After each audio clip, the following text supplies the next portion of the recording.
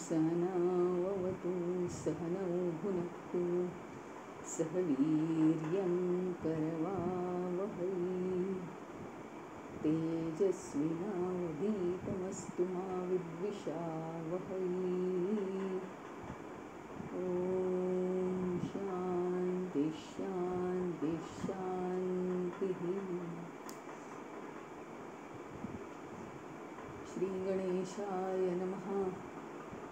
ॐ श्री सरस्वत्यै नमः। ॐ श्री गुरुभ्यो नमः। वक्रतुण्ड महाकाय सूर्यकोटिसमप्रभ निर्विघ्नं कुरु मे देव सर्वकार्येषु सर्वदा। या कुन्देन्दुतुषारहारधवला या शुभ्रवस्त्रावृता या वीणावरदण्डमण्डितकरा या श्वेतपद्मासना या ब्रह्माच्युतशङ्करप्रभृतिर्देवैः सदा वन्दिता सा मां पातु सरस्वती भगवती निःशेषजाड्यापहा। गुरुर्ब्रह्मा गुरुर्विष्णु गुरुर्देवो महेश्वरः गुरुरेव परं ब्रह्म तस्मै श्री गुरवे नमः।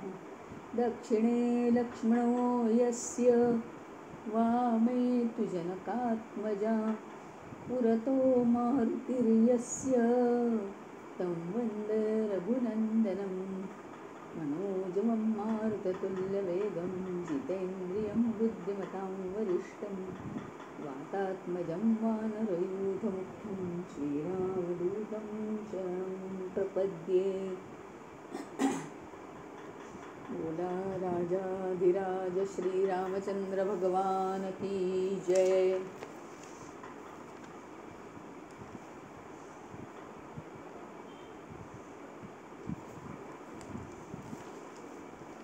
आपलं इथपर्यंत झालं की आता वालीचं वध झालेलं आहे आणि तो जमिनीवर पडलेला आहे मरणासन्न अवस्थेत।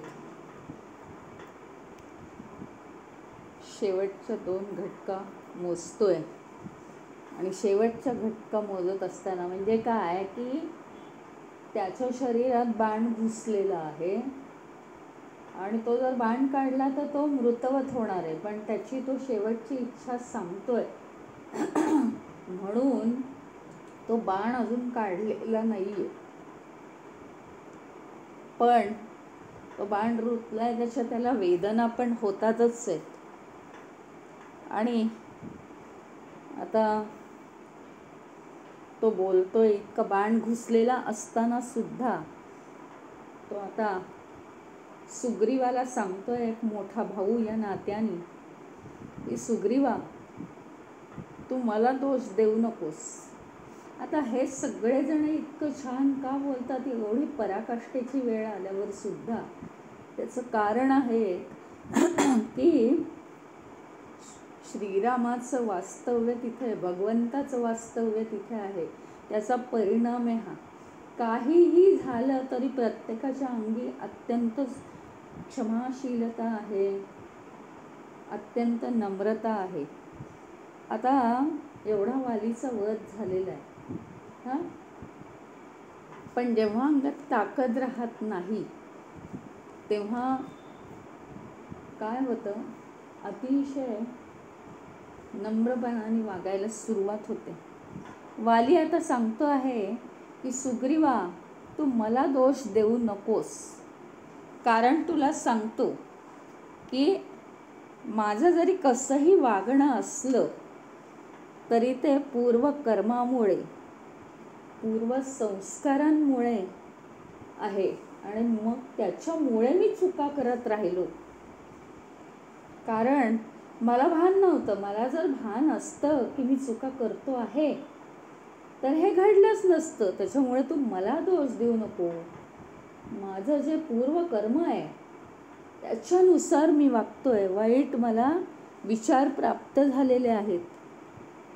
आणि एक तुला सांगतो, आपल्या दोघा भावांना, म्हणजे हा नियतीचा खेळ आहे, आपल्या दोघा भावांना एकत्रितपणे सुखाचा लाभ होऊ द्यायचा नसेल नियतीला. त्याच्यामुळे आता तू काय कर, तेच लिहिलं होतं आपल्या नशिबात.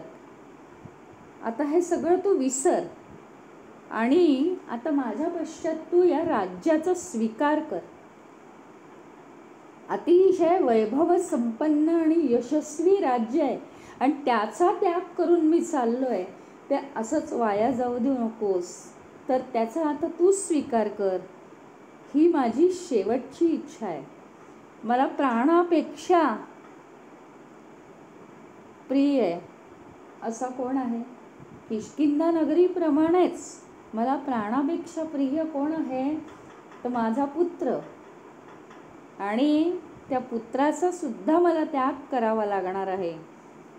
त्या अंगदाचं तू औरसपुत्र म्हणून त्याचा स्वीकार कर आणि तू त्याचं रक्षण कर, परिपालन कर. त्याचाच तू आता पिता आहेस आणि त्याचा तूच त्राता आहेस. हा अतिशय पराक्रमी आहे. लहान आहे तो, त्याला समज नाही, पण तुला हवी ती मदत तो करेल. तरुण रक्त आहे, हुशार आहे. तारा सुद्धा हुशार आहे. तिचा निर्णय अतिशय बरोबर असतो आणि तत्परतेने ती निर्णय घेते. संकट आली तरी सुद्धा ती डगमगत नाही. अतिशय शूर आहे ती. तिचं तू ऐक. राज्य करताना तुला उपयोग होईल. तारेनी सांगितलेली गोष्ट कोणतीही विपरीत होत नाही. मी तिचं ऐकलं नाही म्हणून आज माझा शेवट झालेला आहे. राज्य चांगलं चालावं म्हणून तारेचा तू विचार घे नेहमी. श्रीरामाच्या कलानी वाग, कारण ते धर्मात्मा आहेत. आणि हे माझ्या गळ्यात ही जी सुवर्ण माळ आहे, ती दिव्य सुवर्ण माळ आता तू धारण कर. या माळेच्या ठिकाणी काय आहे माहिती आहे? गुण. तर ही जयश्री आहे. म्हणजे जयश्री म्हणजे सगळ्यांवर विजय तर मिळवलाच जातो या माळेमुळे, पण श्री म्हणजे संपत्ती सुद्धा मिळवली जाते. वालीच्या या सगळ्या बोलण्यामुळे काय झालं, एकदम जी सुग्रीवाची आत्तापर्यंतची जी सूडबुद्धी होती, ती सूडबुद्धी त्याची निघून गेली मनातनं, पूर्ण निघून गेली. वालीनी आता जाता आता अंगदालाही सांगितलं,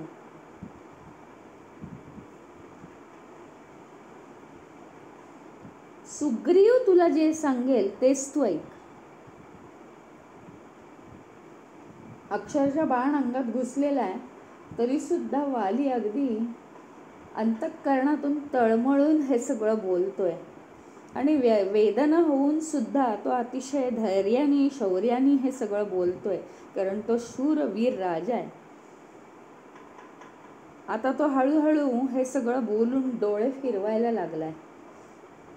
आणि डोळे फिरवायला लागला तर काय झालं की आता त्याचा शेवटचा क्षण जवळ आलेला आहे. त्याने आता प्राण सोडायला सुरुवात केली.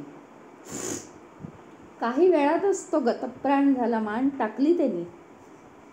वानर सगळे पोरके झाले आणि आम्ही पोरके झालो, आम्ही पोरके झालो असं म्हणून वानर रडायला लागलेत, आक्रोश करायला लागलेत. तारा तर भूमीवरच पडली. ती मूर्छित झाली आहे. थोड्या वेळाने शुद्धीवर आली. पतीला म्हणाली, माझ्यापेक्षा तुला पृथ्वीच जास्त प्रिय आहे, तिला का टाळलंयस तू? आणि साधं बोलताही येत नाही तुला माझ्याशी आज. काय म्हणायचं याला? मला एकटीला सोडून इथून निघून गेलायस तू. मग आता त्यांनी डोळे मिटलेले आहेत, गतप्राण झालेला आहे. त्यामुळे वानरांनी वानरांचं काम केलं.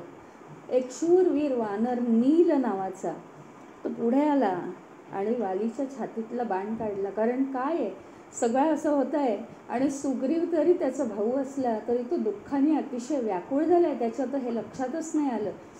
परंतु त्याचा प्राण जाईपर्यंत तो बाण त्याच्या छातीत तसाच ठेवलेला होता आणि त्याचे प्राण गेल्यानंतर तो बाण बाहेर काढला नील वानरांनी आणि रक्ताचे पाट सगळीकडे वाहायला लागले. आधी अतिशय दुःखद वातावरण आणखीनच झालं आणि तारा आणि अंगद यांनी वालीचं अंतिम दर्शन घेतलेलं आहे तिथे. इतका तारेला शोक होतोय की ती आवरूच शकत नाहीये आणि आपण आपल्या भावजईवर ही वेळ का आणली म्हणून आता सुग्रीवाला पश्चाताप होते आणि त्याला त्याचा शोक आवरेना. मग म्हणजे आपण आपल्या भावाचा वध का केला, नको होता करायला, असं म्हणून त्याला अतिशय दुःख व्हायला लागलं की आज तारेवर ही वेळ का आली आहे त्याच्यामुळे. आणि म्हणून तो म्हणायला लागला, श्रीरामांच्या जवळ आला आणि म्हणायला लागला की माझी चूक झाली आहे. क्रोध इतका मला अनावर झाला होता की या क्रोधामुळे मला त्याचा वध करावासा वाटला. आता श्रीरामा तुम्हीच सांगा की हा इतका शूर पराक्रमी होता तर याला माझा वध करणं कठीण होतं का? माझा वध करणं त्याला शक्य होतं, पण त्याने तसं केलं नाही. स्वतःच्या भावाला मारलं नाही त्यांनी. मी एकटा दुष्ट आहे, मी त्याचा वध केला असं म्हणून तो सुग्रीव श्रीरामांजवळ रडायला लागला. त्याला शोक आवरेना. सुग्रीव म्हणाला, मी हे पापकर्म केलेलं आहे. अनावर झाला त्याला शोक की मी या जगामध्ये राहण्याच्या लायकीचं नाही. कारण काय तर माझ्या भावाला कितीही वैर असलं तरीसुद्धा त्याला मला मारता येत होतं. त्याच्या अंगात तेवढा शौर्य होतं की तो मला सहज हरवायचा. 10 वेळा हरवल्यावर सुद्धा त्यांनी मला कधीच ठार केलं नाही आहे, त्यांनी माझा कधीच वध केला नाही. पण मला मात्र तोंड दाखवायला लाज वाटते जगामध्ये. आणि म्हणून श्रीरामांना तो विनंती करतोय की मला तुम्ही कृपा करून अनुज्ञा द्या अग्निप्रवेश करण्याची आणि माझ्यासाठी आता अग्नी प्रज्वलित करा. मी अग्निप्रवेश करणार आहे.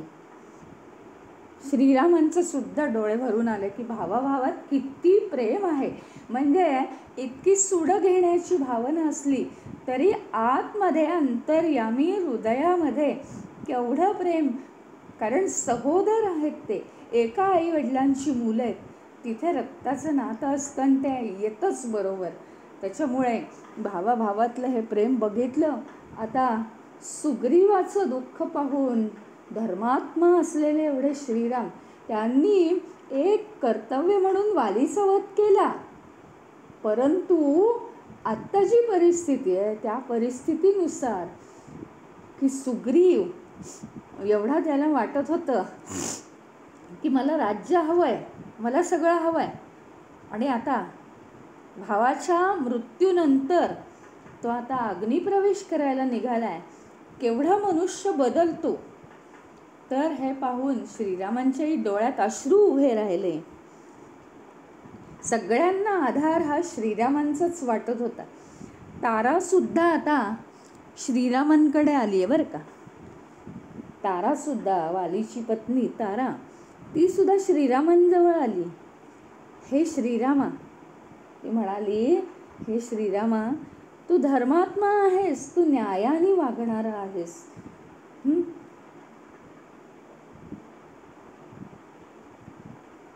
तू धर्मात्मा आहेस, तू न्यायाने वागणारा आहेस आणि तू वालीचं वध केलंयस. हे तू योग्य केलंयस कारण ते धर्माचरणाला लागून आहे. त्यामुळे मी तुला दोष देणार नाहीये.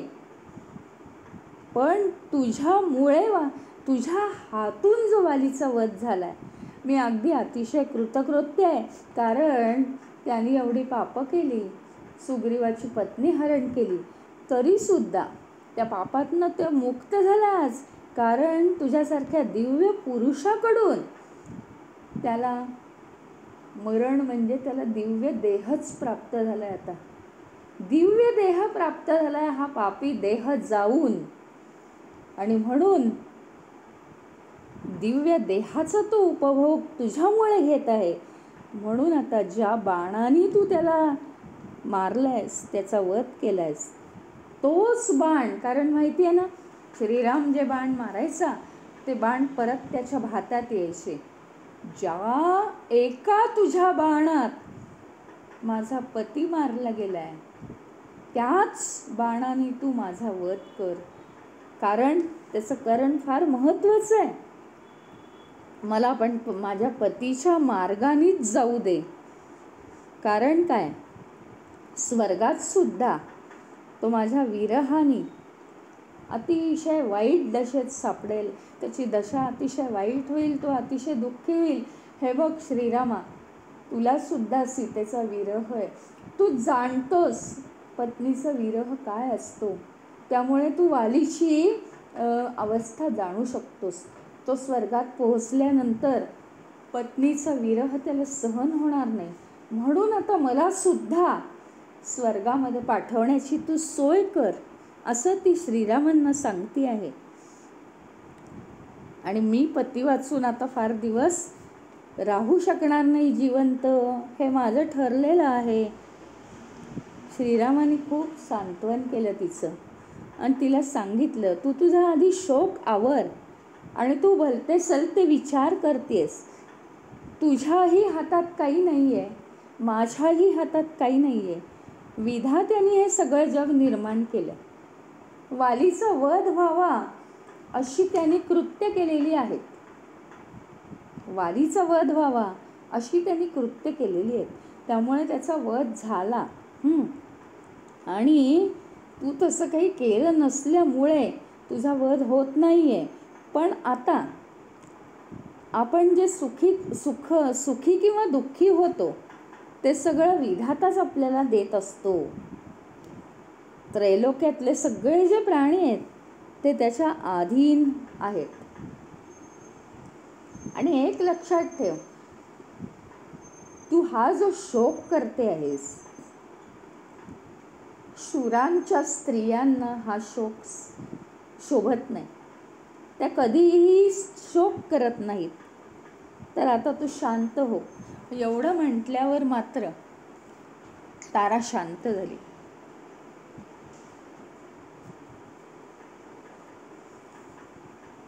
आता तारा शांत झाली आणि मग श्रीरामांनी वालीला सांगितलं, अंत्यसंस्काराची तयारी करायला घे. वालीचा अंत्यसंस्कार करण्याची सुग्रीवाला आज्ञा दिली त्यांनी, की ह्याचा आता अंत्यसंस्कार ताबडतोब झाला पाहिजे. वानर श्रेष्ठ जो आहे, एक तार नावाचा, तार, यांनी एक शिबिका आणली. मग पालखीसारखी असते ती. कारण वाली हा राजा आहे ना, त्यामुळे त्याची अंत्ययात्रा त्यातून काढली. अंगदाने अग्नी दिला, सुग्रीवही तिथेच होता. आणि अंगद आणि सुग्रीव अतिशय शोकाकुल झाले. मोठा आधार गेला. आणि मग आता एकट्या श्रीरामाशिवाय कोणताही आश्रय नाही. म्हणून श्रीरामाजवळ ते जाऊन उभे राहिले. दोघांच्याही डोळ्यात अतिशय अश्रू आहेत, भरलेल्या अश्रू नयनांनी ते श्रीरामांजवळ गेलेले.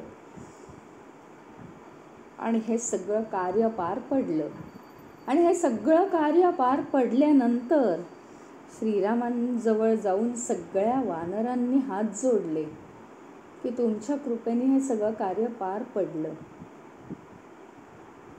मग हनुमान खाली बसला श्रीरामांच्या पायाशी आणि हात जोडून म्हणाला, आता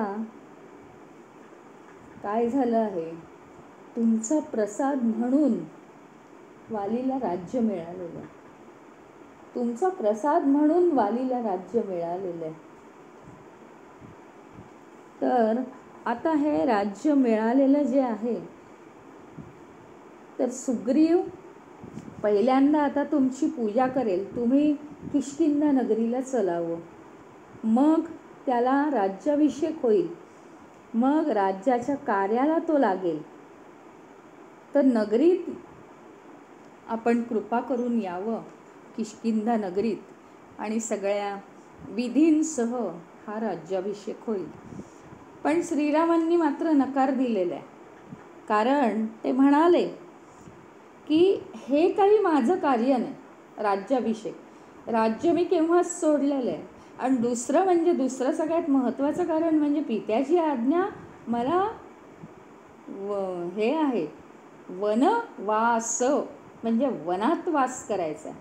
वन सोडून मी कुठेही जाणार नाही, मी नगरीत वगैरे येऊ शकत नाही, माझं ते व्रत आहे. तेव्हा आम्ही इथेच एका गुहेत राहू, लक्ष्मण आणि मी. आणि आता हा कसं आहे, तुम्ही किष्किंधेला निघा. हां, दुसरी गोष्ट म्हणजे त्याला राज्याभिषेक करा, सुग्रीवाला राज्याभिषेक करा. तिसरी महत्त्वाची गोष्ट म्हणजे अंगद हा सुद्धा शूर पराक्रमी आहे, आणि अंगदाला सुद्धा यौव राज्याभिषेक, म्हणजे युवकांचा पुत्र, राजपुत्र म्हणून त्याला राज्याभिषेक करा. म्हणजे त्याला काय होतं की अनेक अधिकार प्राप्त होतात, आणि तो तरुणांचं सगळं राज्य सांभाळेल, आणि सुग्रीव हा इतरांचं राज्य सांभाळेल. तसंच तो अतिशय पराक्रमी आहे, वालीची इच्छा पण पूर्ण होईल. हां, आणि काय असतं म्हणजे कुणाच्याही मनात, म्हणजे मी वालीचा पुत्र आहे असं द्वेष त्याच्या मनात निर्माण होऊ नाही ना. परत पुढे आत्ता आपण ह्यातनं सोडवला आहे हा मार्ग, तर पुन्हा अंगदाच्या मनात हा द्वेष उत्पन्न होऊ नये की सुग्रीव राजा झाला आणि मी वालीचा पुत्र आहे ना, वाली एवढा राजा होता, तर असं नाही आहे. तर तो तरुणांचं राज्य नीट सांभाळेल. आणि दुसरी गोष्ट, अतिशय पराक्रमी, अतिशय शूर आहे, त्यातनं तो तरुण आहे, हुशार आहे, सुग्रीवाला पाहिजे ती सुद्धा तो मदत करेल. त्यामुळे आधी शास्त्रशुद्धरित्या सुग्रीवाचा राज्याभिषेक झाला पाहिजे, मग अंगदाचा यौव राज्याभिषेक झाला पाहिजे, असं हनुमानाला श्रीरामांनी सांगून पाठवलं.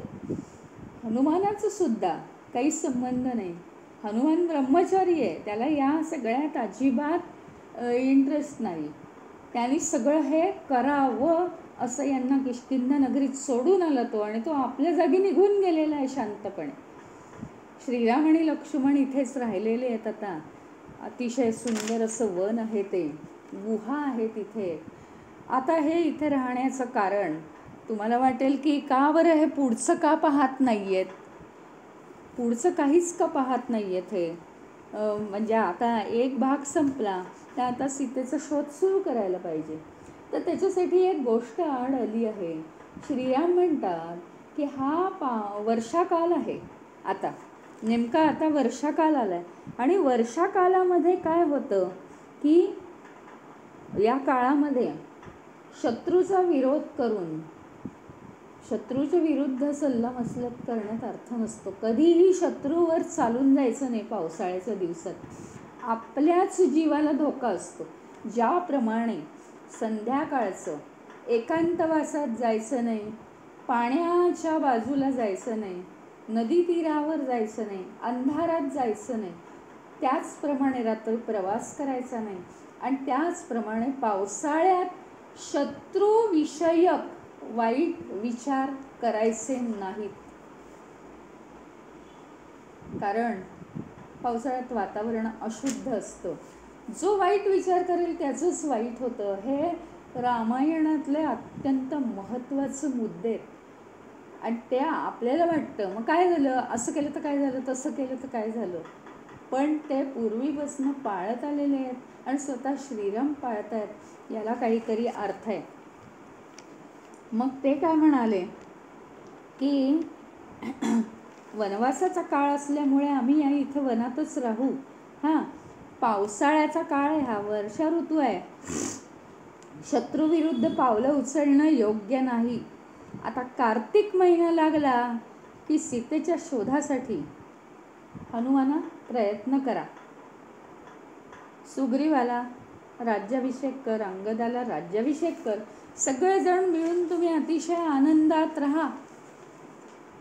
पण मारुती त्याच्या कर्तव्याप्रमाणे हे सगळं सांगून तो आता निघून गेलेला आहे. मारुती आपल्या त्याच्या स्थानावरती.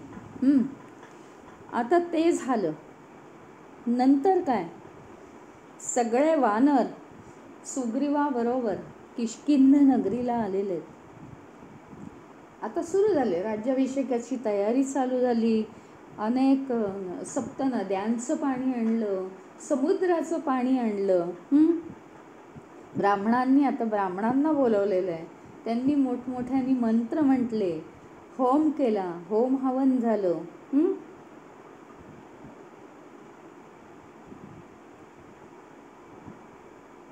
7 नद्या, समुद्र यांचं जल आणलं आणि एका मोठ्या सुवर्ण कुंभामध्ये ते जल भरलं. आणि मग त्या जलांनी अनेक ब्राह्मणांनी मंत्रोक्त अभिषेक केला सुग्रीवाला. किष्किंधेत आनंदोत्सव साजरा झाला. सुग्रीवाने आता त्याची पत्नी रोमा हिला सुद्धा प्राप्त करून घेतलेलं आहे. आता काही कशाच्या अडसरच नाही ना त्याला. किष्किंधेचं राज्यही मिळालंय. किष्किंधेचा राज्यकारभार त्यांनी स्वीकारला आहे. आणि त्याचप्रमाणे अंगदालाही राज्याभिषेक झालेला आहे. मग हे सगळं झालं. त्याच्यानंतर श्रीरामांना कळवण्यात आलं की तुम्ही सांगितल्याप्रमाणे सगळं झालेलं आहे. श्रीराम आता लक्ष्मणाबरोबर या वनात राहायला लागलेत बरं का. प्रदेश अत्यंत रमणीय, काही विचारूच नका. आपण कधी वनात गेलोच नाही म्हणून. आता वनामध्ये आहे ना, श्वापदांची वगैरे भीती असते, राक्षसांची भीती होतीच. पण हे मुळातूनच अतिशय शूरवीर असल्यामुळे काय झालं तर त्यांना काही कशाची काळजी नव्हती. त्यामुळे ते कशाला घाबरत नव्हते. तर ते वनामध्ये आले. वनामध्ये राहायचं त्यांनी ठरवलं. तिथे एक अत्यंत अशी रमणीय प्रदेशामध्ये हवेशीर गुहा होती बरं का. एवढी गुहा म्हणजे आतमध्ये जाण्यासारखं असून सुद्धा काय झालं की तिथे अतिशय हवेशीर जागा होती. ते अत्यंत खुश झाले श्रीराम. इथे सगळं वातावरण उत्तम आहे. आता लक्ष्मणाला ते सांगायला लागले की वर्षाकाल संपेपर्यंत, पाऊस संपेपर्यंत आपल्याला इथेच राहावं लागणार आहे. त्याच्यामुळे आता आपण निवांत राहू. आता एवढं जरी ते सांगत असले तरी मनात सीतेच्या आठवणींचा कल्लोळ साठला होता, कल्लोळ जमा झाला होता. सीतेची आठवण सारखी सारखी होत होती. आणि हे माहिती होतं सगळं लक्ष्मणाला. त्यांना इतकी जरी छान जागा वगैरे होती आणि इतकं सगळं होतं तरीसुद्धा त्यांना कधीही त्या गुहेत झोप आली नाही. रात्री सतत त्या सीतेची आठवण येऊन त्यांचे डोळे भरून यायचे अश्रूंनी. आणि हे सगळं पाहून तुम्हाला तर माहिती आहे, वनवासाची 14 वर्ष असं म्हणतात की लक्ष्मण झोपला नाही संपूर्णपणे. जेव्हा सीता होती तेव्हा सीता आणि राम यांचं रक्षण करण्यासाठी कुणीही त्यांना हात लावू नये रात्रीसुद्धा एवढ्या घनघोर अरण्यात. आणि आता श्रीराम आहेत, कधीही तो झोपला नाही. आणि ते झाल्यानंतर लक्ष्मणाला सुद्धा रात्री श्रीरामांचे डोळे भरून यायचे. तर लक्ष्मणाला कळायचं, हे सगळं माहिती होतं. तो अतिशय केविलवाण व्हायचा. पण तो बोलेल कसा? सारखं सारखं आपल्या मोठ्या भावाला तोंड उचलून समजावणं म्हणजे काय. तो काळ अतिशय पूर्वीचा नम्रतेचा होता. आजकाल काय आईवडिलांना सुद्धा लहान मुलं बोलतात म्हणजे कशाचाही विचार न करता. ते काय मुद्दाम वाईट बोलतात असं नाही आहे, पण आज समाज तेवढा पुढे गेलेला आहे. आणि त्या काळात अत्यंत नम्रतेचं वातावरण. आणि म्हणूनच एवढं श्रीरामावर प्रेम की त्याला काही इजा होता का म्हणे. म्हणून लक्ष्मण वनात आलेला आहे. त्याच्यामुळे या भावाला मी सारखं कसं समजवू असा त्याच्या मनात प्रश्न पडलेला. मग तो काही बोलू शकत नव्हता, म्हणून तो केविलवाणा व्हायचा अगदी, की किती यांना दुःख सहन करावं लागतंय. मग तरीसुद्धा लक्ष्मणाने समजावलं, श्रीरामा आता हा शोक तू सोड. मला एक सांग की आत्ता या स्थितीमध्ये पाऊस चालू आहे, तुला तर माहिती आहे पर्जन्य काळ आहे. आता शरद ऋतू येईपर्यंत तूही कुठे जाऊ शकत नाही, मीही कुठे जाऊ शकत नाहीये. आता काय करायचं आपण? मग अशा वेळेस आपण शोक करायचा का? तर वर्षा ऋतू शरद ऋतू येईपर्यंत जरा तू थांब. वर्षाचा काळ वर्षाव होतोय पावसाचा, तो संपेपर्यंत ढग आकाशात स्थिर झाले पाहिजेत. म्हणजे आकाश निरभ्र झालं की मग रावणावर चाल करता येईल. आणि रावणाचा तू वध कर ना, तुझ्यात काय कमी सामर्थ्य आहे. पण आत्ता काही करू शकत नाही, तर मग काही करू शकत नाही म्हणून काय शोक करायचा आहे का? शोकाने मनुष्य दुर्बल होतो, असं का करतोयस? असं म्हटल्यावर, आणि एवढी नम्रता, प्रत्येकामध्येच ती नम्रता, की हा माझ्या स्वतःच्या प्राणापलीकडे माझं एवढं चिंततोय चांगलं, तर ह्याला काहीतरी बरं वाटावं. असं नाही म्हटले की हा लक्ष्मणा तुला काय होतंय, मला किती विरह होतोय, मला सहन नाही होते हे दुःख, असं नाही म्हटले ते. सारखं तू मला शांत करतोस, सारखं तू मला चुप्प करतोस, असं नाही म्हटले. त्यांना असं वाटलं की हा वनात माझ्याबरोबर आलाय, केवढं प्रेम आहे याचं. आणि त्याला दिलासा म्हणून श्रीराम एकदम शांत झाले. आणि त्याला काय म्हणावं, म्हणजे मोठा बंधू असून सुद्धा अगदी कबुली दिली की मी हा कार्यनाश करणारा जो शोक आहे तो आजपासून सोडून दिलाय, माफ कर मला. शरद ऋतू येईपर्यंत सुग्रीव सुद्धा सगळी सुख भोगून येईल आणि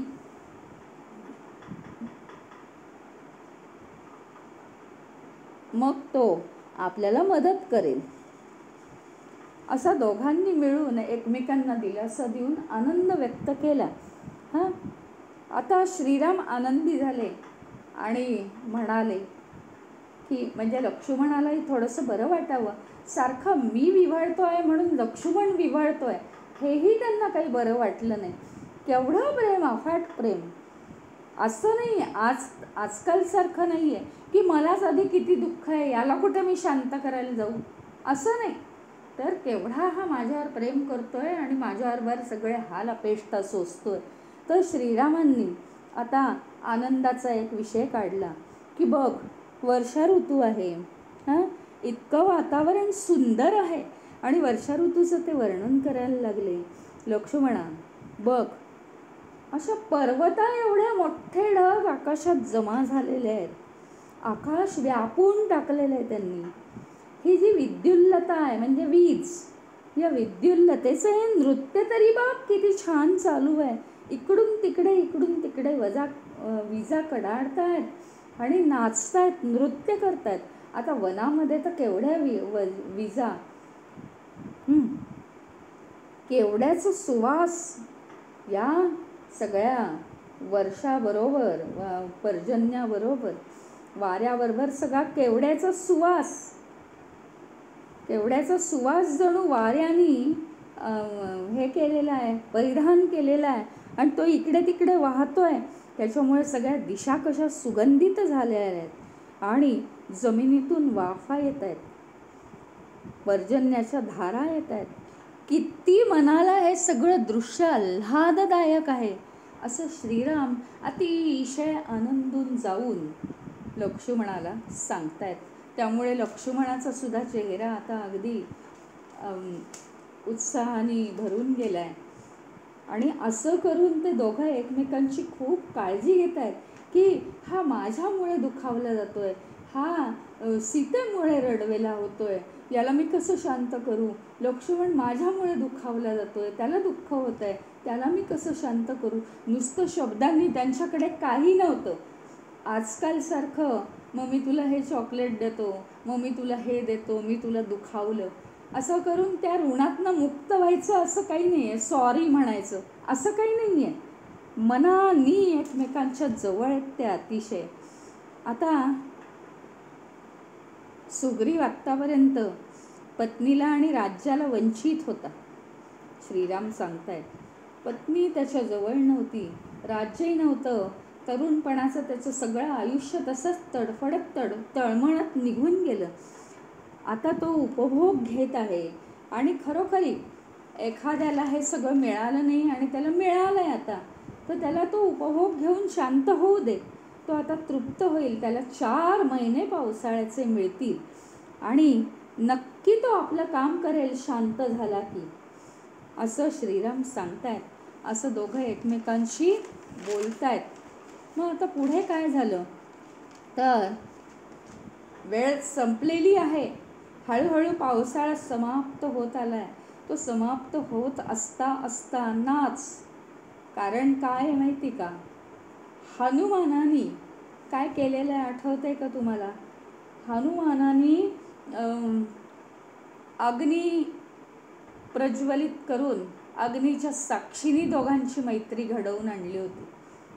त्याला हे माहिती होतं श्रीराम कुठे चुकणार नाहीत, ते तर आधीच उपकार करून मोकळे होतील आणि तसंच झालं. पण हनुमानाला पूर्ण खात्री होती सुग्रीव कुठेतरी पाऊल चुकेल आणि त्याप्रमाणे तो वर्षा ऋतू संपताच त्यांनी सुग्रीवाला गाठलाय हनुमानाने आणि सुग्रीवाला इशारा देण्याचा प्रयत्न केला. पण काय झालंय माहिती का, आता राज्यही मिळालं. एक आपली स्त्री सोडून अनेक स्त्रियाही वालीच्या मिळाल्या, वालीची ताराही मिळाली आता. आणि आजपर्यंत सगळ्याचा त्याग म्हणून तो सुग्रीव आता ओसवसला या सगळ्या वैभवाला. तो सगळं विसरून गेलाय आणि सतत 24 तास तो स्त्रियांमध्ये असतो त्या अंतःपुरामध्ये आणि अतिशय विषय लंपट झालेला आहे तो. राज्यसुद्धा पाहायचं नाही तो. मंत्र्यांबरोबर कुठली राज्याची सल्लामसलत करणं तर सोडूनच द्या. सतत रात्रंदिवस स्त्रियांच्या गराड्यात असं स्त्री लंपट झालेला. आणि याची हनुमानाला हे माहिती होती. वर्षा ऋतू संपला, आकाश निरभ्र झालं आणि आता हनुमान सुग्रीवाकडे गेला. त्याला म्हणाला, तुला राज्य आणि यश कोणामुळे प्राप्त झालं हे आठवतंय ना तुला? त्या मित्राचं तू काम कर. अग्नीपुढे अग्नीची साक्ष ठेवून मित्रत्वाची शपथ घेतलेली आहेस. त्या शपथेला आता तू जाग. ती प्रतिज्ञा शेवटाला ने. मला बाकीचं काही माहीत नाही. श्रीरामांचं कार्य आता केलं पाहिजे. योग्य वेळ आलेली आहे. पावसाळ्याचे 4 महिने तुला त्यांनी उपभोग घेऊ दिलेला आहे मोठ्या मनाने. आता वेळ सुरू झाल्यावर तूही जाग झालं पाहिजेस. श्रीरामांना घाई नाही आहे, कारण ते अतिशय धर्मात्मा आहेत. ते तुझ्या उपभोगांच्या आड येणार नाहीत. पण म्हणून काय झालं तुला माहीत नाही का? तुला कसं हे झालं होता पत्नी विरह, ते तर तू जाणतोस. आणि तरीसुद्धा आता ते अजून 4 महिने थांबलेले. ह्याच्या पुढे कधी सीता हाती लागणार माहीत नाही. निदान त्या कार्याला तरी तू सुरुवात कर, कारण त्यातून तू गेलेला आहेस. त्यांना जरी घाई नसली, त्यांना जरी मनातनं घाई झाली, तरी ते सूचना अजिबात करणार नाहीत. अतिशय सौम्य आहेत ते स्वभावाने. आणि आता आपण त्यांचं काही रोष येण्याच्या आधीच कामाला लागूया. त्यांचं तर सामर्थ्य तुला माहिती आहे. एकदा चिडले की वालीचा सत्यानाश केलेला आहे त्यांनी. त्यांना धर्माबाहेर वागलेलं अजिबात चालत नाही. सगळ्या वानर श्रेष्ठांना आत्ताच्या आत्ता आज्ञा कर की श्रीरामाच्या कामाला लागा. तेवढ्यात त्यांनी नील वानराला बोलावून घेतलं. हनुमान असं सांगतोय म्हणून फक्त त्यांनी नील वानराला बोलवून घेतलं आणि सांगितलं सगळ्या वानरांनी कार्याला लागा. आणि त्यांना आज्ञा केली की सगळ्या सेनापतींना एकत्र कर आणि सगळ्या वानरांच्या सेना जमवण्याचं कार्य कर, त्याच्याही पुढे काय काय करायचं वगैरे असं घोळमोळ सांगून तो निघून गेला. परत अंतःपुरात गेला. अतिशयच तो त्या उपभोगात आता बुडून गेला होता. आता मात्र श्रीराम बेचैन झालेले आहेत बरं का. आता श्रीराम खूप बेचैन झालेले आहेत. आणि पावसाळा संपलाय. पावसाळा संपलाय. केलेले उपकार विसरलाय सुग्रीव. त्याचा अजून सुद्धा पत्ता नाही. आता काय त्याचं काय चाललं असेल? स्त्री मिळालेली आहे, राज्य मिळालेलं आहे, तो आता त्याच्यातच बुडून गेलेला आहे. त्याला धर्माचं भान नाही. हे वानर आता लक्ष्मण म्हणतोय, वानरांची जात आहे ती, मानवासारखे ते वागणार नाहीत. त्यांना थोडंसं कमीच कळणार. फक्त त्यांच्या शक्तीचाच काय तो उपयोग आहे, बाकी बुद्धीचा उपयोग नाही. बुद्धीमध्ये एकटा हनुमान श्रेष्ठ आहे, बाकी कोणीही नाही. बाकी वानरांना तुम्ही सांगाल तसं ते करतील, फक्त पराक्रमणी शक्ती भरपूर. त्याच्यामुळे सुग्रीवाला आता उपभोगायला मिळालेलं आहे, अजूनही तो येत नाही. आणि म्हणून अतिशय संतापून श्रीराम आता सांगतायत लक्ष्मणाला की तू आता किष्किंधा नगरीकडे जा. तू आता किष्किंधा नगरीकडे जा. त्याची वाट किती दिवस पाहायची? तो अजून नगरीतच बसेल आणि आपल्याला फसवेल. आपण इथेच त्याची वाट पाहत राहू. शब्दाला जागतो की नाही मला माहीत नाही. आता तिथे जा आणि त्याला सुनाव चांगली की वेळ निघून गेलेली आहे, आता ह्याच्या पुढे आम्ही वाट पाहू शकत नाही. लक्ष्मण नगरीमध्ये आलेला आहे. जोरजोरात धनुष्याचा टणत्कार करतोय तो. सगळे हादरून गेलेले. मग त्याने आधी अंगदाकडे जाण्याचा प्रयत्न केला. अंगदाला सांगितलं, कुठं आहे तो सुग्रीव? श्रीरामांची शक्ती त्याला माहिती आहे का? वालीच्या वधाचा त्याला विसर पडला आहे का?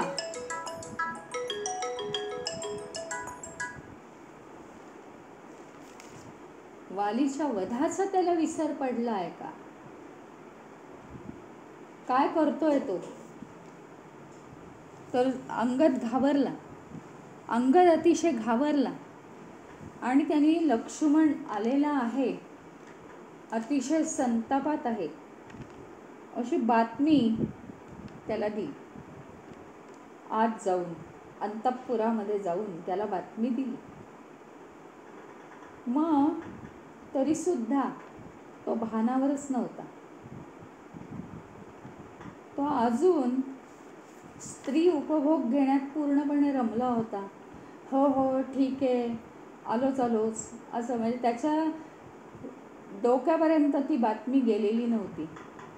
आणि अंगद म्हणजे लहानच, त्याचं इतकं मनावर कोण घेणार.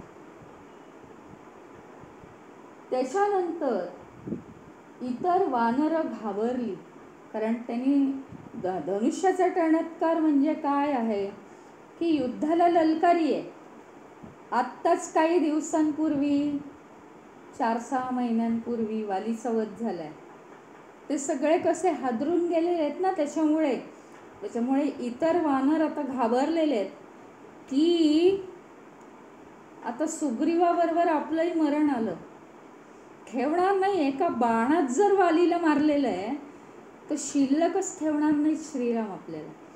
सगळे वानर आले आणि सरळ अंतःपुरात घुसले.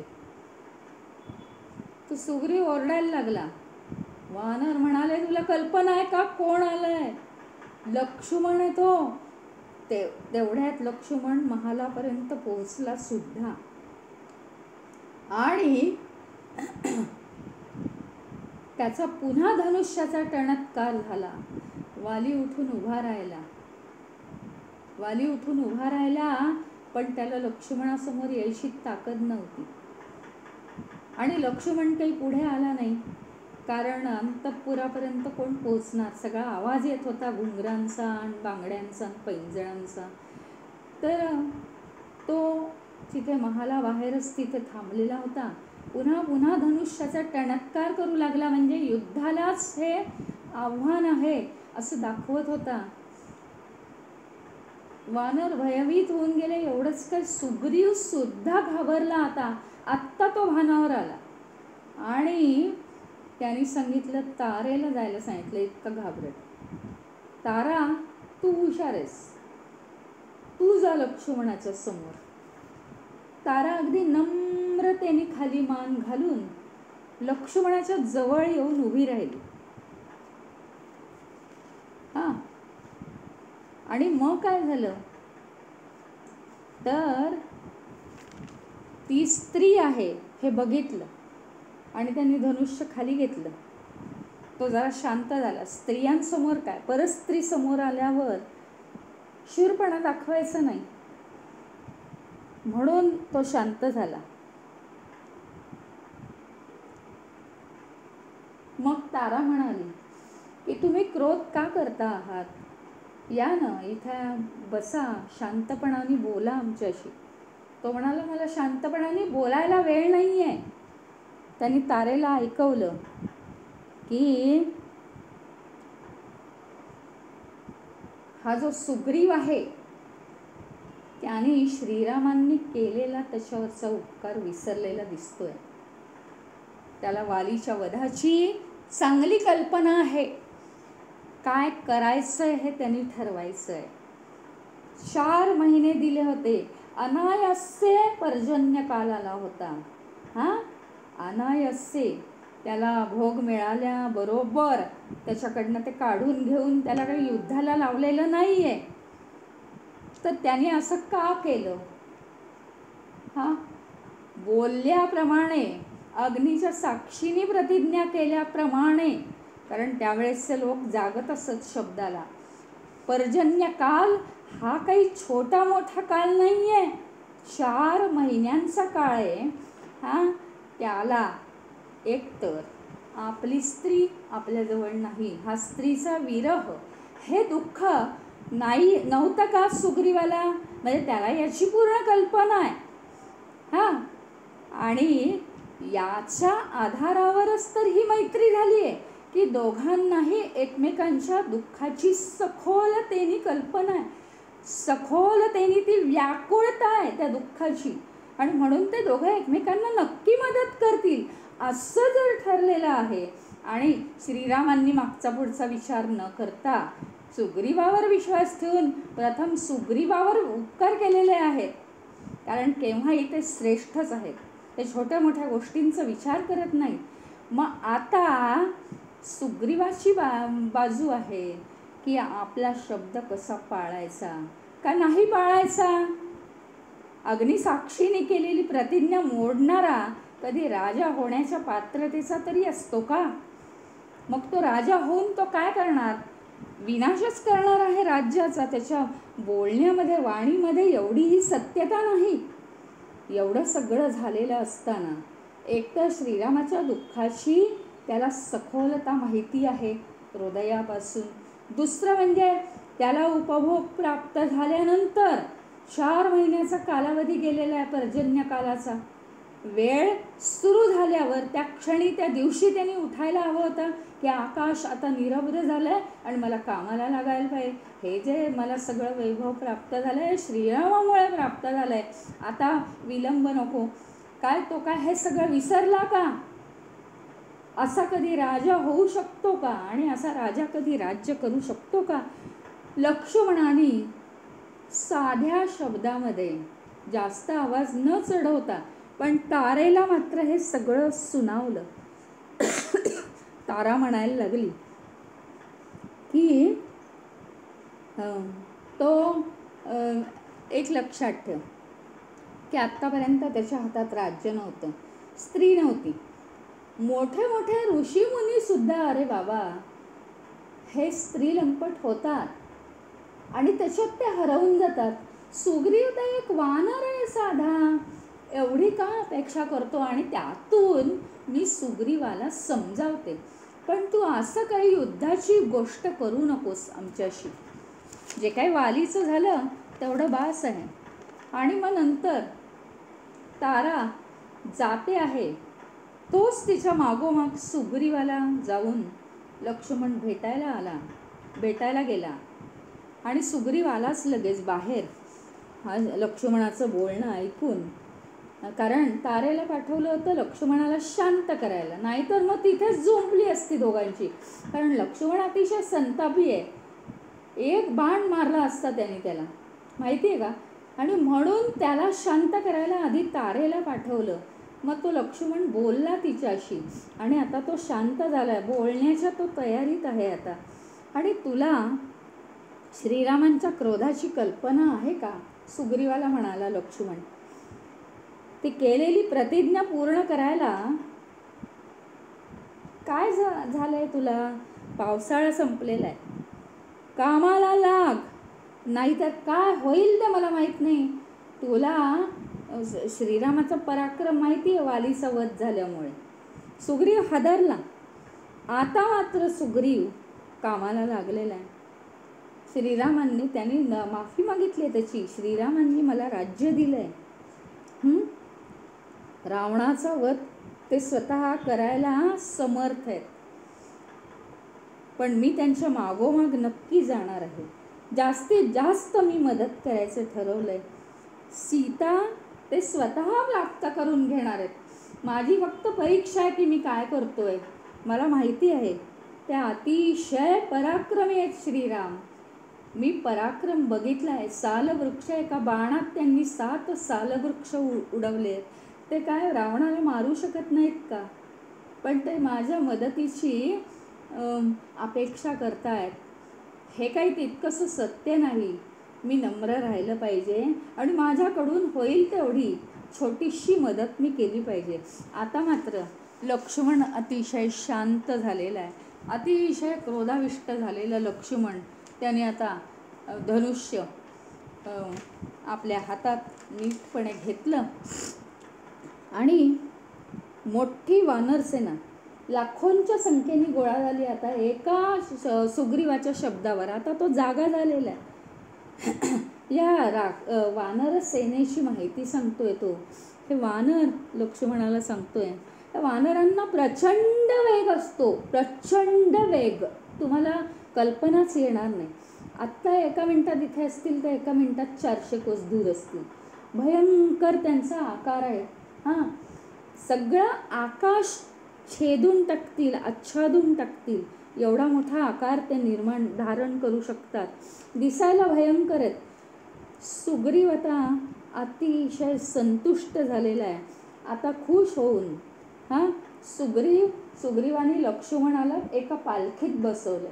सुग्रीव आणि लक्ष्मण पालखीत बसले आणि आता सगळ्यात पहिल्यांदा श्रीरामाची माफी मागायला मी जातोय असं त्यांनी सांगितलं. आणि श्रीरामाकडे आलेले ज्या गुहेत ते राहत होते, श्रीराम अतिशय प्रसन्न झाले. पायांवर डोकं ठेवलंय सुग्रीवानी आणि आपल्या चुकीची माफी मागितली.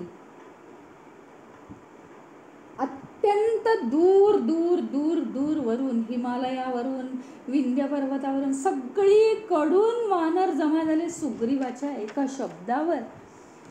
आणि सगळ्या वानर वीरांना 4 दिशांची माहिती सुग्रीवाने अगदी मोजक्या काळामध्ये, किती त्याला माहिती होती बापरे, अगदी मोजक्या काळामध्ये सुग्रीवाने 4ही दिशांना कुठे काय आहे, कसे रस्ते आणि कुठे कुठे तुम्ही सीतेचा शोध घ्यायचा आहे अशी माहिती देऊन या वानरांच्या 4 तुकड्या केलेल्या आहेत आणि त्यांना पाठवलं आहे सीतेचा शोध लावायला. त्यांना सांगितलं सगळ्या नद्या बघायच्या, सगळ्या गुहा, पर्वतांची शिखरं, वन, उपवन सगळी शोधून काढायची. काने कोपरे कुठे त्या रावणाने सीतेला लपवून ठेवलंय ते बारकाईने सीतेचा शोध घेतला गेला पाहिजे. त्याप्रमाणे वानर कामाला लागले, त्याची आज्ञा शिरसावंद्य मानून. आणि हनुमानाला मात्र आता सुग्रीवानी जवळ बोलवलंय.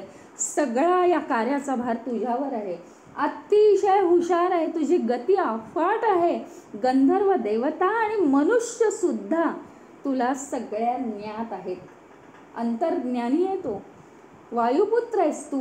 त्यामुळे हे अंतरिक्ष म्हणजे आकाश, समुद्र, पृथ्वी अक्षरशः तुझ्या मनात आलं की एका उड्डाणात तू पार करून जाऊ शकतो. म्हणजे नुसती मनाची गती नाही, मनाच्या गतीच्या पलीकडे तुझी शरीराची गती आहे. हा, तुझा वेग अफाट आहे, तुझं तेज, तुझं बळ, तुझा पराक्रम. नुसताच पराक्रम नाही, तर तुझ्याकडे युक्ती आहे, तुझ्याकडे बुद्धी आहे. आणि तुझं वर्तन इतकं नम्र आहे, चांगलं आहे वर्तन. कोणाजवळही संपूर्ण अखिल पृथ्वीवर कुणाहीकडे एवढे गुण नाहीत. त्यामुळे तुझी बरोबरीच कोणी करू शकत नाही या भूतलावरती.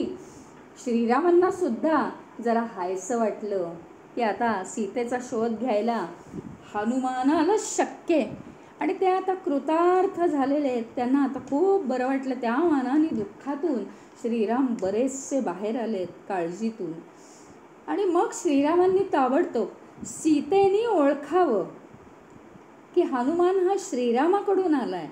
म्हणून श्रीरामांनी सांगितलं सीतेची ओळख पटायला पाहिजे, म्हणून हातातली ही अंगठी तू सीतेला दाखव तिथे गेल्यावर की मी श्रीरामांकडून आलोय. ती ओळखेल, श्रीरामांची अंगठी ती ओळखेल. श्रीरामांच्या चरणांना नमस्कार केला, वंदन केलं. आणि हनुमान आता निघालेला आहे. काय झालं, हनुमान सोडून, हनुमानाची जी तुकडी आहे ती सोडून इतर दिशांमधले सगळे वानर अगदी एकूण एक जागा शोधून आता परत आलेले आहेत. ते हताश झालेले आहेत. कुठेही सीतेचा शोध लागला नाही. सगळं शोधलं त्यांनी, पर्वत शोधले, नद्या शोधल्या, वन उपवन शोधली आणि सगळं शोधून ते परत आले. त्यांना काही सीतेचा शोध लागला नाही. हनुमानाबरोबर अंगद आहे आता आणि ते एकेका ठिकाणी चाललेले आहेत. ते काही अजून परत नाही आले, कारण हनुमान काय आहे, सीतेचा आता शोध लावल्याशिवाय परत जायचं नाही अशी प्रतिज्ञा करतो. हनुमानामध्ये ती ताकद आहे, पण काही अंतर गेल्यावर इतर वानरांमधली ताकद संपते आणि त्यांना असं वाटायला लागतं की असं तोंड जर सुग्रीवाला आपण दाखवलं तर तो आपल्याला ठारच करेल. म्हणून परत जायचं की नाही, आता खूप शोध घेत आहेत ते. हनुमानाचा धीर तर कधीच खचत नाही, कारण त्याच्या पुढे एकच ध्येय आहे आणि तो प्रयत्नशीलच राहणार आहे, कायम प्रयत्नशील राहणार आहे. त्याच्यामुळे हनुमान त्यांच्यामध्ये नाही आहे. काय प्रयत्न करायला पाहिजे या गोष्टीमध्ये तो रमलेला आहे. आणि त्याच्या तुकडीमध्ये अंगद पण आहे. असं करता करता त्यांना खूप तहान लागली होती. मग वरून काय झालं, वरून फक्त एक गवताळ भाग दिसत होता. त्यांना वाटलं काहीतरी आहे, राक्षस आहे. त्याच्यानंतर त्या गवताळ भागामधून कुठे आत शिरायला काही दिसत नव्हतं, पण त्याच्यातून ना काही पक्षी येताना दिसले आणि त्यांची अंग थोडीशी ओली होती. हनुमान म्हणाला, हे आर्द्र दिसत आहेत पक्षी, म्हणजे ओलसर दिसत आहेत. ह्याचा अर्थ या गवताळ प्रदेशाच्या आतमध्ये पाणी असावं, कारण वानरांना सगळ्या खूप तहान लागली होती, अतिशय तहान लागली होती. सगळं प्रदेश तो फिरून आणि वानर अतिशय शूर असतात. गवताळ प्रदेशात मग कोणी राक्षस आहे का आतमध्ये, का जादू आहे का, मायावी आहे का, असं बघत होते ते आतमध्ये. शेवटी हनुमान आतमध्ये शिरला. चाचपडून पाहिलं, वरून गवताळ असं दिसत होतं. का तर तिथे आत कोणी येऊ नये. आणि तिथे गेल्यानंतर आतून तो सगळा आश्रम सुवर्णमय, तिथं कोणालाही येण्याची परवानगी नाही. तर एक तपस्विनी तिथे होती. तिने सांगितलं, तुम्ही आत आलाच कसे? हनुमानाने सरळ सांगून टाकलं की आम्ही असे सीतेच्या शोधासाठी, श्रीरामांना, प्रभू श्रीरामांना मदत करण्यासाठी आणि त्यांचं मनोरथ पूर्ण करण्यासाठी आम्ही जात आहोत. त्यांना आम्हाला सुख द्यायचं आहे, त्यांची पत्नी त्यांना मिळवून द्यायची आहे. आणि आम्हाला वाटलं सीता आतमध्ये असेल. आणि दुसरी गोष्ट आम्हाला वाटलं की हा रावण कुठेही तिला लपवून ठेवू शकतो, जिथे कोणाला अशक्यच वाटेल पोहोचणं. दुसरी गोष्ट म्हणजे आम्ही केव्हाचे निघाले आहोत, सगळ्या वानरांना तहान भूक लागली आहे. तपस्विनी म्हणाली, चांगलं कार्य करता आहात तुम्ही. आणि त्या सुवर्ण आश्रमात कोणालाही कोणत्याही वस्तूला हात लावायची हिंमत नव्हती. मारुतीने आधीच सांगितलं होतं सगळ्यांना, सगळ्यांच्या कानात सांगून टाकलं होतं. मारुती अंतर्ज्ञानी होता, त्याला काही बोलण्याची गरज नव्हती. तो न बोलताच सगळ्यांना सांगत असे. त्याच्याजवळ एक शक्ती होती. त्याच्यामुळे सगळ्यांना कळलं होतं या आश्रमामध्ये एकाही गोष्टीला हात लावायचा नाही. हात लावायला परवानगी नाही आहे, तो मृत्यू पावेल. इथनं काहीही वस्तू न्यायचा प्रयत्न केला तरी तो मृत्यू पावेल. कशालाही कोणीही वानर शिवले नाहीत. फक्त तपस्विनीनी दिलेलं पाणी आणि जे काय तिने दिलं कंदमुळं ती सगळ्यांनी खाल्ली. वानर अगदी संतुष्ट झाले, बाहेर आले. बाहेर आल्यावर त्यांना एका गृध्र म्हणजे गरुड त्याची भेट झाली. तो होता संपाती. तो संपाती होता. संपाती खुश झाला. त्याला काय होतं, त्याचे पंख नव्हते त्याला. तो खुश झाला, भुकेला होता. आपल्याला एवढे वानर मिळाले. अंगद म्हणायला लागला, हा म्हातारा वानर, हा म्हातारा गरुड आणि ह्याला हे सुचतंय वानरांचा नाश कसा करू, एवढा म्हातारा झाला तरी. आणि ह्याचाच भाऊ बघा ना, तो हा जटायू, त्याने श्रीरामांसाठी प्राण सोडले, दुसऱ्यासाठी, दुसऱ्यावर उपकार करायला. आता जटायूचं नाव ऐकलं आणि संपातीला अतिशय भरून आलं. या सगळ्या वानरांना खाण्याचा मनातनं त्याचा विचार निघून गेला.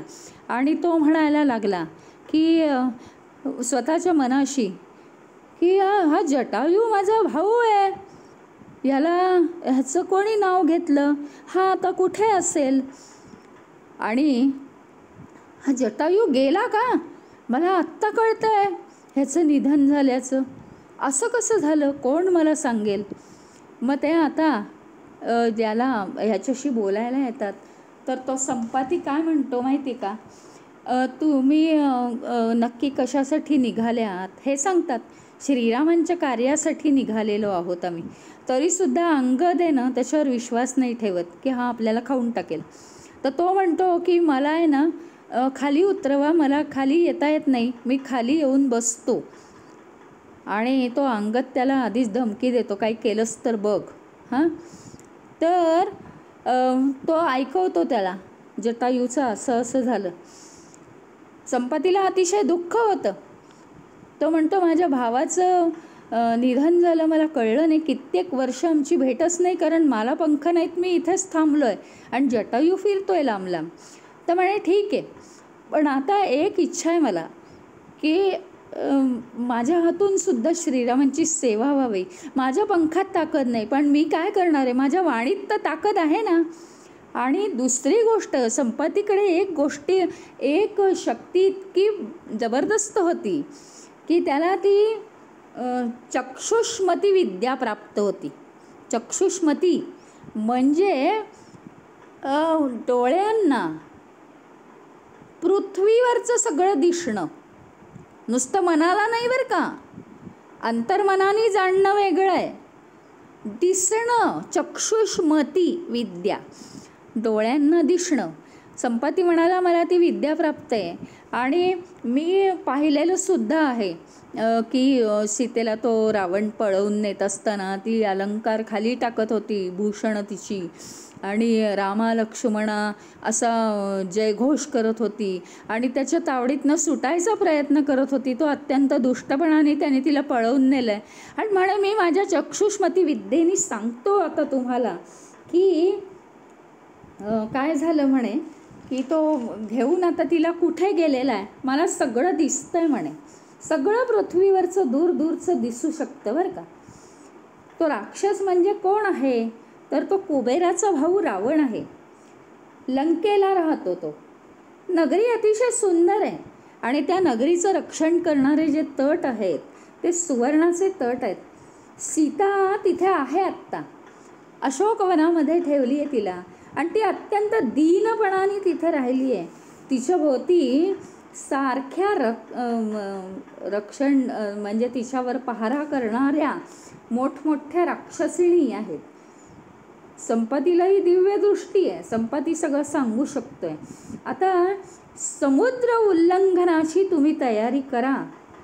हनुमानाला अतिशय आनंद झाला की आता अजून आपल्याला काय पाहिजे. श्रीराम कार्याला एवढी मदत झाली आणि वानरांसमक्ष श्रीरामाच्या कार्याला मदत केली म्हणून या सगळ्या वानरांसमक्ष संपातीला पंख फुटले. खरंच मला पंख फुटलेत का मी स्वप्नात आहे म्हणून त्यांनी उडून पाहिलं तर पर्वतावर जाऊन बसला. हनुमानाला मोठं स्फुरण चढलं की हे एक अतिशय पवित्र कार्य झालेलं आहे, म्हणजे आता श्रीरामाचं कार्य होणार असा शुभ शकून आपल्याला झालेला आहे. एवढा मोठा समुद्र 100 योजन कसा पार करायचा असा सगळ्या वानरांना प्रश्न पडला. अतिशय दुःखी झाले आणि प्रायोपवेशन म्हणजे आता सुग्रीवाला तोंड दाखवायला लाज वाटेल आणि श्रीरामांचं कार्य करू शकलो नाही म्हणून अत्यंत लज्जास्पद, त्याच्यापेक्षा इथेच प्राण सोडा, आता प्राण सुटेपर्यंत जेवणच करायचं नाही, बसून राहायचं इथे आणि प्राण जातील आपले, असं सगळ्यांनी प्रायोपवेशनाचा हे केला, निर्णय घेतला. पण जांबवानाने हनुमानाला प्रेरणा दिली आहे. जांबवानाला माहिती आहे सगळं की तू उठ. हनुमान काय करतोय, मजा बघतो आहे, सगळ्यांची उलघल कशी होते, त्याला माहिती आहे काम मला करायचं आहे. पण तो जर पुढे झाला तर त्याचा मीपणा दिसेल, अत्यंत नम्र आहे तो सुद्धा, मोठेपणा दिसायला नको, पण श्रीरामांचं काम झालं पाहिजे म्हणून कोणीतरी सांगण्याची वाट पाहतोय. जांबवान वृद्ध आहे, तो म्हणतो अरे हनुमाना मी तर वृद्ध आहे, इच्छा असून सुद्धा मी हे करू शकत नाही. अनेकांनी सांगितलं, अंगद म्हणाला मी 100 योजन जाईन पण परत नाही येऊ शकणार, ती ताकद नाही आहे माझ्यात, एवढं एकदा उड्डाण केल्यानंतर परत येण्याचं माझ्यात ताकद नाही, असं अनेकांनी काय काय सांगितलं. आणि मग हा जांबवान म्हणाला की तू या समुद्राचं उल्लंघन करू शकतो, परत येऊ शकतोस, तू वायूचा औरस पुत्र आहेस, त्याची गती तुला आहे. हनुमान प्रेरणा घेऊन उठला आणि हनुमानाने सुद्धा एकदम एका उड्डाणात महेंद्र पर्वत गाठलेला आहे. महेंद्र पर्वतावर त्यांनी उड्डाण केलं आणि मोठमोठ्याने गर्जना करायला लागला. तो गर्जना करायला लागल्याबरोबर महेंद्र पर्वतावरचे वृक्ष सगळे डगमगायला लागले, हालायला लागले, नद्या जोरजोराने वाहू लागल्या आणि तो त्या उड्डाण हे महेंद्र पर्वतावरून तो काय करत होता, इथून लंका किती दूर आहे, इथून समुद्र किती योजन दूर आहे, असा तो सगळा विचार करायला लागला. अवलोकन करण्यासाठीच त्यांनी महेंद्र पर्वतावर उड्डाण केलं आणि श्रीरामांचं कार्य व्हायला आता सुरुवात झालेली आहे, एक संपाती भेटलेला आहे आणि दुसरा आता हनुमान हे सगळं करायला अत्यंत समर्थ आहे, म्हणजे त्याच्या इतकं समर्थ कोणी नाही म्हणून केवळ सीता परत मिळालेली आहे, नाहीतर काहीही होऊ शकलं नसतं. बोला राजाधिराज श्री रामचंद्र भगवान की जय. पवनसुत हनुमान की जय. उमापती महादेव की जय. बोलो भाई सब संतन की जय. श्री सद्गुरुनाथ महाराज की जय. मंगलमूर्ती मोरया. ओम पूर्णमदः पूर्णमिदं पूर्णात् पूर्णमुदच्यते पूर्णस्य पूर्णमादाय पूर्णमेवावशिष्यते. ओम शांति शांति शांति. हरि ओम. श्री गुरुभ्यो नमः. हरि